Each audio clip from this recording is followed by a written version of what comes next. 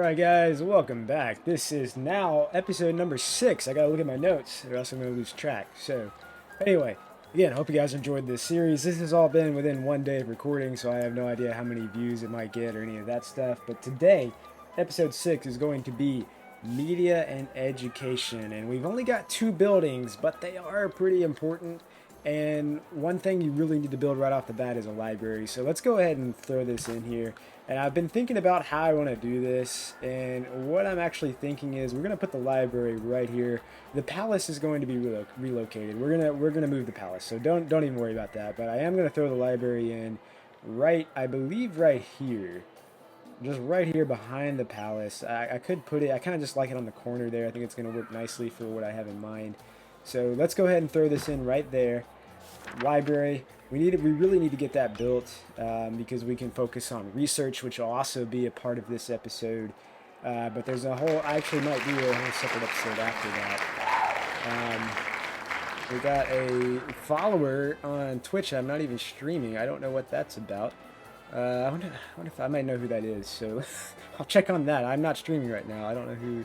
I'll check on who that is. Anyway. So let's focus. We just put our library down. Let's go ahead and hit play. We might get attacked by pirates, and if we do, I'm going to cut this part of the video for the episode, and you'll probably have already seen that. So it's going to be a little mixed up. But anyway, we got the library in, and what we need to do now is throw in the newspaper. Now, the newspaper is actually a really important building for the Colonial era. And if you have played this game before, and if you're just watching this for fun, I'm sure you know why. And if you do know why, take a guess before I put this down. And I'm going to put it down right here. So the blue circle is very important. The blue circle with the newspaper is very important. And I'm actually going to put it right here. I've kind of gone, I've looked at this for about 5 minutes now. Maybe not that long. But I'm going to put it right here just across from the library. And the palace is not going, just pretend the palace isn't there. It's not going to stay there. So let's put the newspaper right here. And I know the guard tower's here. We're probably going to move that as well. That's just for the pirates when they do start attacking. So we really need to get these guys built. We are working on Teamsters. I'm going to low prioritize that one because we don't need that third one yet. We need to high prioritize these guys. And I could quick build it, but I'm not going to yet. But you see how when I click on this newspaper, all of these houses, they light up. Which means that all the houses are going to get the propaganda effect from the newspaper. And you can see here, publishes propaganda affecting citizens living nearby. So it's not going to work if we have houses way over here. Or say I put the newspaper up on this hill.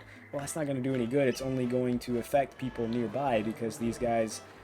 I mean, you don't see this in the animation in the game, but hypothetically people on... The workers on little bikes will ride around and deliver newspapers to all the homes, but it only extends from this circle. So there's a little bit of kind of a dead zone here in the water, but I'm thinking this will be a pretty good residential area. We'll build a lot of residential areas around here. We don't have to fill like this whole circle with housing. Like obviously we got plantations here, we got some industry here, but I'm thinking like up in this square is going to be good. Around this little area we'll probably build a lot here. Maybe even some in this part, and then we'll have some mansions down here is what I'm thinking. I'm actually going to build some mansions. I want to include them in there.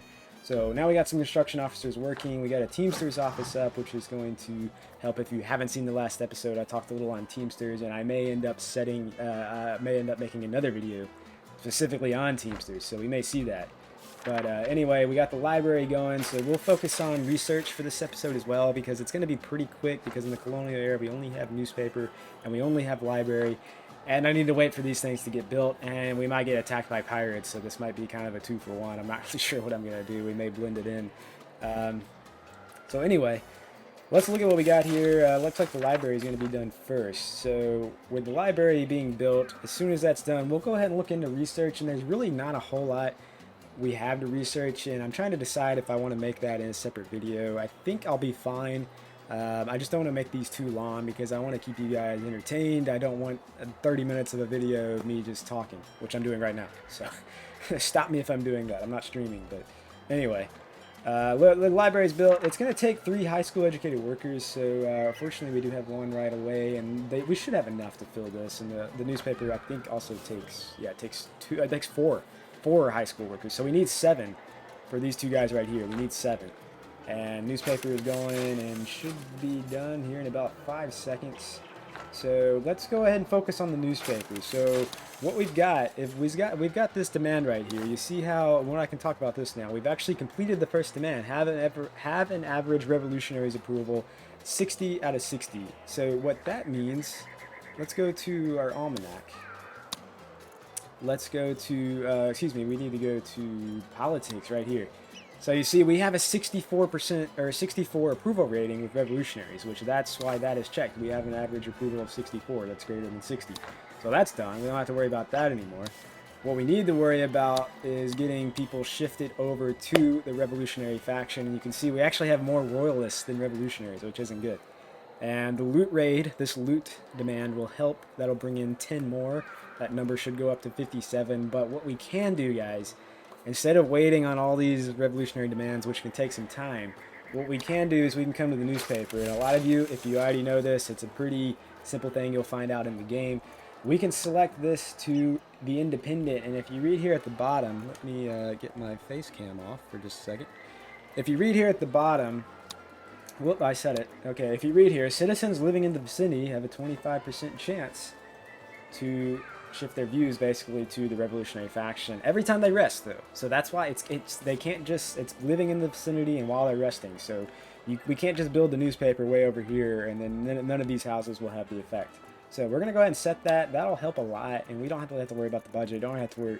You can micromanage your workers. They don't really require. I don't think they require that much, but you know, I think propaganda. It's kind of one of those things that's hard to tell. I think I'm just better off leaving that.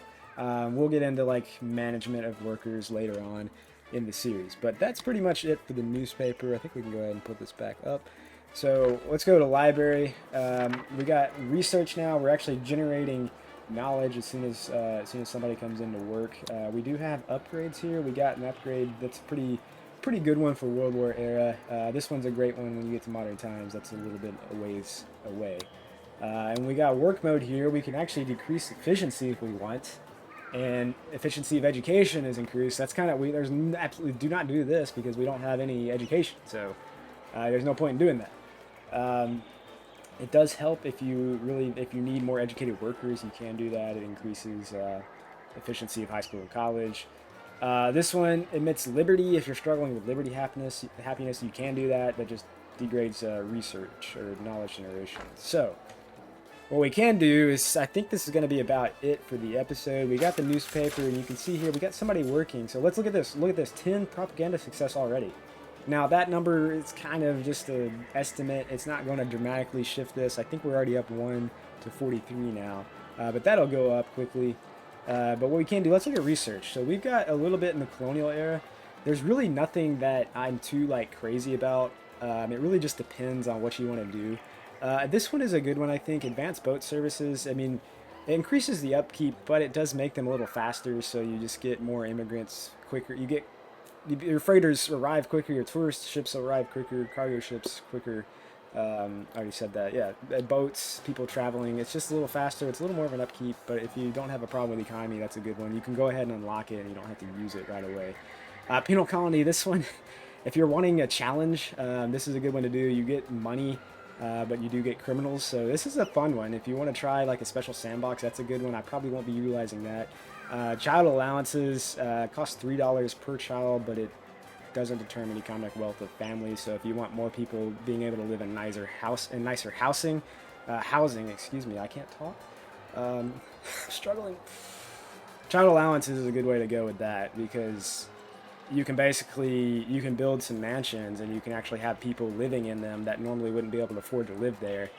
And mansions will gain a lot more money if you have people living there than actual regular houses or apartments.